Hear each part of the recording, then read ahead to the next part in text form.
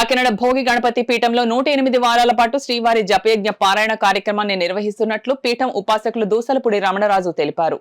శ్రీవారి సేవా సమాజం ఆధ్వర్యాన్ని కాకినాడ సూరారావుపేట దూసలపూడి వీధిలో స్వయంభూ భోగి గణపతి పీఠంలో శ్రీవారి 70వ జపయజ్ఞ పారాయణం జరిగింది. శనివారం ఉదయం విష్ణు సహస్రనామ పారాయణంతో రాజలక్ష్మి సమేత భావనారాయణ స్వామిని ఆరాధించారు. మాఘమాసంలో నారాయణుని పూజ వలన అంతర్గత శాంతి, ఆధ్యాత్మిక సాఫల్యత, కోటి క్రతువుల శ్రేయస్సు కలుగుతుందని పీఠం తెలియజేసింది.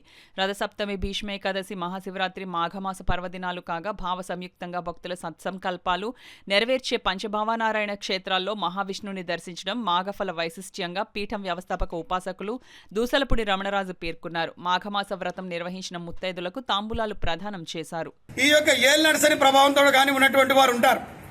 అటువంటి వారు అందరూ కూడా ఈ మాఘమాసంలో విష్ణు సహస్రనామ పారాయణతోటి రాజలక్ష్మి సమేత భావనారాయణ యొక్క దర్శనం చేసుకోవడం వలన ఈ మాఘమాసంలో వచ్చేటువంటి రథసప్తమి, భీష్మ ఏకాదశి, మహాశివరాత్రి పర్వదినాలు జరుగుతాయి.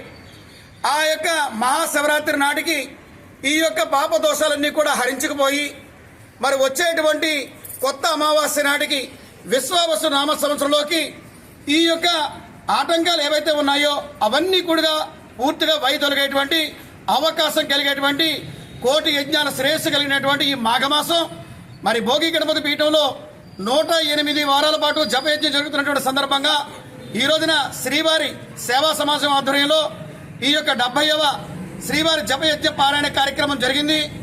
మరి ఈ కార్యక్రమం అంతా కూడా స్వయంభూ శ్రీ భోగి గణపతి స్వామివారికి కాంస్య కవచధారణ యజ్ఞ పరిపూర్ణ సందర్భంగా జరుగుతున్నటువంటి కార్యక్రమాలు అందరూ కూడా భాగస్వామ్యం కావచ్చు.